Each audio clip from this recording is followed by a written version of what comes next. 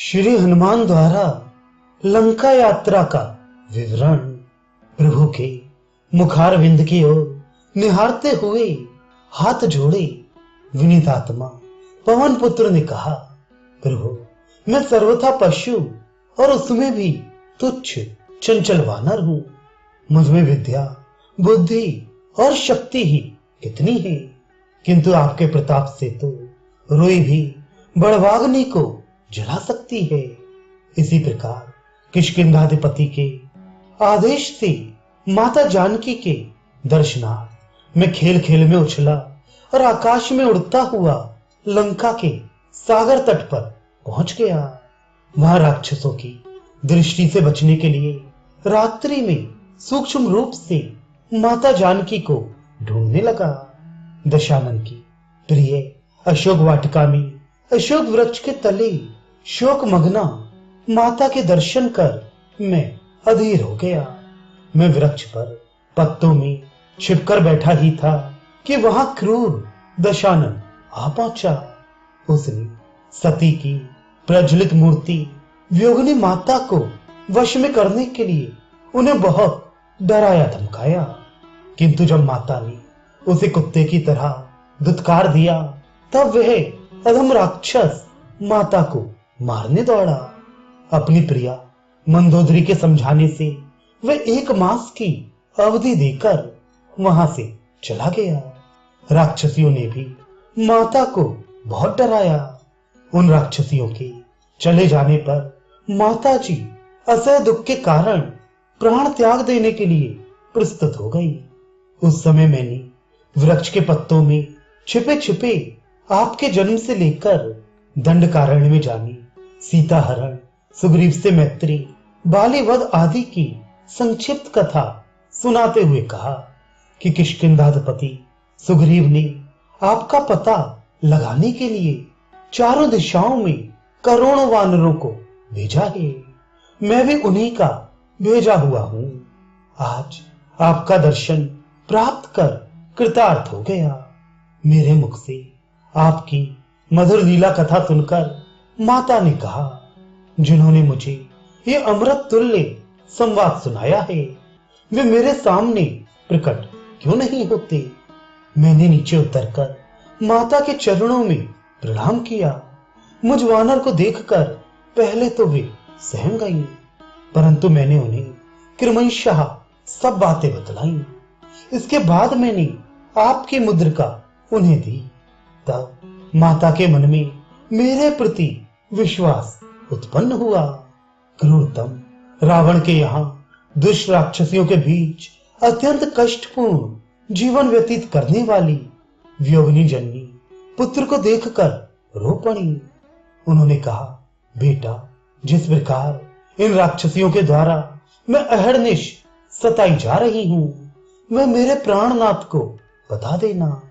मैंने उन्हें अनेक प्रकार से धैर्य बधाया और कहा, मां बस मेरे प्रभु के समीप पहुंचने की ही देर है। अमित शक्ति संपन्न श्री राघवेंद्र आपका संवाद पाते ही यहां पहुंचकर इस असुर कुल का विध्वंस कर देंगे। रोती हुई माता जानकी ने अत्यंत करुणा पूर्वक आपके शीघ्र आने की प्रार्थना करते हुए लक्ष्मण के लिए कहा कि लक्ष्मण तुम्हें मैंने अज्ञानवश कुछ कठोर वचन कह दिया था, उसके लिए तुम मुझे क्षमा करना और श्री रघुनाथ जी के साथ शीघ्र आकर मेरी रक्षा करना, अन्यथा 1 मास के उपरांत मैं जीवित नहीं रहूंगी। इतना कहकर माता सीता रोने लगी। उन्होंने वानर राज सुग्रीव, महामती जामवान, युवराज अंगद तथा समस्त वानरों को आशीर्वाद देते हुए सबसे शीघ्र लंका पहुंचकर राक्षसों को नष्ट करने की प्रार्थना की है। श्री पवन नंदन के द्वारा भगवती जानकी का समाचार सुनकर श्री राम अत्यंत व्याकुल हो गए। लक्ष्मण के नेत्र बरसने लगे और समस्त वानरों के भी नेत्र भर आए, पर हनुमान जी धैर्य पूर्वक कहते जा रहे थे, माता जी की आज्ञा से मैं अशोक वाटिका के फल खाने चला, पर रावण से मिलने की इच्छा से मैंने वह मनोरम वाटिका विध्वंस कर दी। रावण के पुत्र अक्षय कुमार के साथ सहस्त्रों असुरों को मारने के बाद मैं इंद्रजित के ब्रह्मपाश में बंधकर रावण के सम्मुख पहुंचाया गया। वहां उस दुष्ट ने दंड स्वरूप मेरे पूत जलाने का आदेश दे दिया। बस आपकी कृपा से सारी लंका जल गई। भगवान श्री राम, लक्ष्मण, वानर राज सुग्रीव, महामती जामवान, अंगद, द्विविद, मेंद, पनस, नल और नील आदि महान वानरगण लंका में घटित हुई घटनाओं को ध्यान पूर्वक सुन रहे थे। हनुमान जी सहसा श्री राघवेंद्र के चरणों में गिर पड़े और बोले, प्रभु, ये सब कुछ मैंने नहीं किया है। अंतर्यामी स्वामी मेरे अंतर में प्रविष्ट होकर अपनी शक्ति से आपने जो लीला कराई है, मैं वही निवेदन कर रहा हूं। हनुमान जी आगे कहने लगे, करुणा में स्वामी, वहां मैंने त्रिकूट पर्वत पर बसी हुई दिव्य लंकापुरी देखी। उस पुरी के चारों ओर लंबे चौड़े द्वार हैं। उनमें अत्यंत मजबूत किवाड़ और मोटी मोटी अर्गलाएं लगी हैं। उन द्वारों पर अत्यंत विशाल एवं शक्तिशाली यंत्र लगे हैं, जो बाण और पत्थर के गोलों की वर्षा करते हैं। उनके द्वारा लंका में प्रविष्ट होना अत्यंत कठिन है। पुरी के चतुर्दिक सोने का परकोटा है, जिसे तोड़ना अत्यंत दुष्कर है। उसमें मणि, मूंगे, नीलम और मोतियों का काम किया गया है। परकोटों की चारों ओर गिरहा और विशाल मत्स्य पूरित अगाध जल वाली खाइयां हैं। उन चारों द्वारों के सम्मुख खाइयों पर लकड़ी के ऐसे यंत्रमय विशाल एवं सुदृढ़ पुल बने हैं, जिन पर शत्रु सेना के आते ही उसे यंत्रों द्वारा खाइयों में एवं चारों ओर फेंक दिया जाता है। उसके चारों ओर दुर्गम नदी, पर्वत, वन, खाई और सुदृढ़ परकोटा आदि है। लंका विस्तृत समुद्र के दक्षिण तट पर बसी है। अतः लक्ष्य का किसी प्रकार पता न मिल सकने के कारण वहां जलयान से जाना भी बड़ा कठिन है। लंका के पूर्व द्वार पर 10 सहस्त्र प्रचंड वीर राक्षस रहते हैं। उसके दक्षिण द्वार पर चतुरांगणी सेना के साथ 1 लाख राक्षस योद्धा, पश्चिम द्वार पर 10 लाख राक्षस और उत्तर द्वार पर 10 करोड़ राक्षस तथा मध्य भाग की छावनी में सैकड़ों सहस्त्र दुर्जय वीरवर निशाचर रहते हैं। हाथी, घोड़े, खाइयों और शतघ्नियों आदि से दुष्ट दशानन की लंका सुरक्षित है, किंतु आपकी कृपा शक्ति से मैंने प्रायः सारी कठिनाइयां समाप्त कर दी हैं। लंका के सुदृढ़ द्वार नष्ट कर दिए, खाइयां पाट दी, परकोटों को धराशायी कर दिया।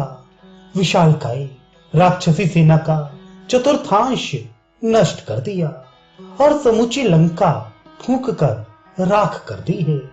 रावण के नागरिकों एवं उसके सैनिकों में ही नहीं, स्वयं उसके मन में भी आपका भय और आतंक व्याप्त हो गया है। असुर सैन्य का मनोबल तो समाप्ति हो गया है। अतः अब अविलंब शत्रु पर आक्रमण करना ही उचित प्रतीत होता है। दुख शमन महावीर हनुमान जी सारा संवाद सुनाकर नवनीरत बपू प्रभु श्री राम के मुखारविंद की ओर अपलक दृष्टि से देखने लगे। हनुमान जी के वचन सुन प्रभु ने अत्यंत प्रसन्न होकर कहा, हनुमान ने जो कार्य किया है उसको करना देवताओं के लिए भी कठिन है। पृथ्वी तल पर और कोई उसका मन से भी स्मरण नहीं कर सकता। भला ऐसा कौन है जो 100 योजन विशाल समुद्र को लांघने और राक्षसों से सुरक्षित लंकापुरी को ध्वंस करने में समर्थ हो। हनुमान ने सुग्रीव के सेवक धर्म को खूब निभाया। संसार में ऐसा ना कोई हुआ और ना आगे होगा ही। उसने जानकी जी का पता लगाकर मुझको तथा रघुवंश, लक्ष्मण, सुग्रीव आदि सभी को बचा लिया है। इसके बाद सीतापति श्री राम ने किष्किंधाधिपति से कहा, मित्रवर सुग्रीव, इस समय विजय नामक मुहूर्त व्यतीत हो रहा है। अतः तुम समस्त सैनिकों को इसी समय प्रस्थान करने के लिए आदेश प्रदान करो। इस मुहूर्त में यात्रा करके मैं निश्चय ही समस्त राक्षसों सहित दुर्जय दशानन को नष्ट करके देवी सीता को ले आऊंगा। फिर क्या था, सुग्रीव ने तुरंत किष्किंधा के शासन प्रबंध की व्यवस्था की और अत्यंत उल्लास पूर्वक उन्होंने समस्त युद्धपतियों एवं वानरों को कूच करने की आज्ञा दे दी। वीर वानरों के मन में लंका को पीस डालने का अत्यधिक उत्साह भरा था। वे सब एक स्वर में बोल उठे, श्री सीताराम की जय, सानुज श्री राम की जय। सुग्रीव की ओर से कोटि कोटि वीर वानरों और रीछों की महान सेना प्रस्थित हुई।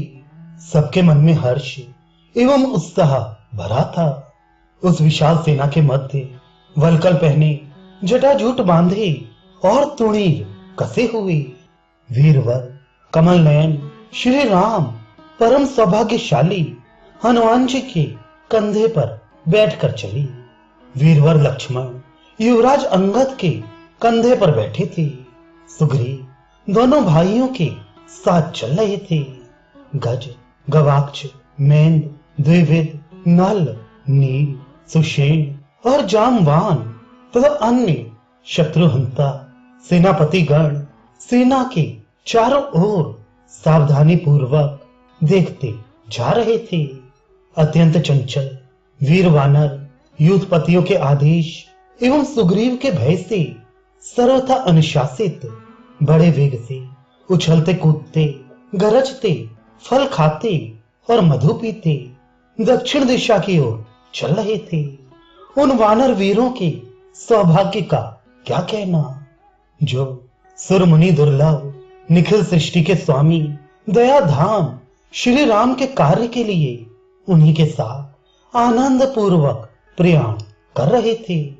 उनके सौभाग्य को देख देख कर इंद्रादि देवगण मन ही मन उनकी प्रशंसा कर रहे थे।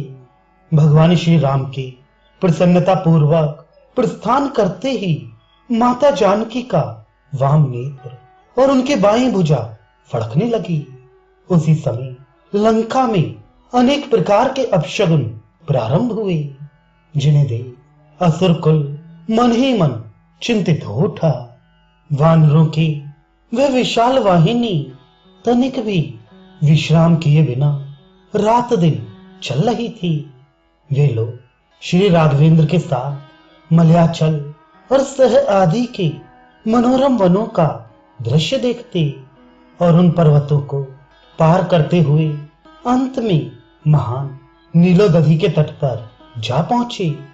वहां वानरों ने अत्यधिक प्रसन्नता से गर्जना की, जय श्री राम, जय श्री सीताराम। कोटि कोटि वानरों की सामूहिक गर्जना के सम्मुख महासमुद्र की भयानक गर्जना मंद पड़ गई।